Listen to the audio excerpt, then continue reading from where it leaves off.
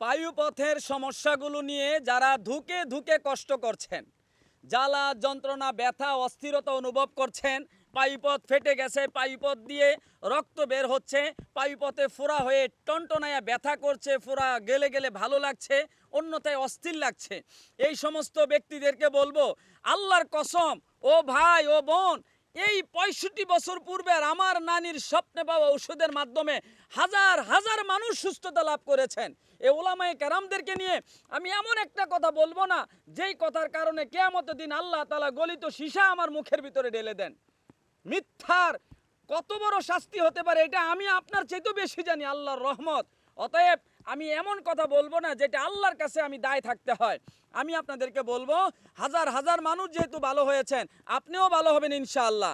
আমাদের ওষুধটি সেবনের মাধ্যমে জ্বালাবে না, পোড়াবে না, কোনো প্রকারের অস্থিরতা নাই, খাবেন আর আল্লাহর রহমত আল্লাহ সুস্থ করে দেবে।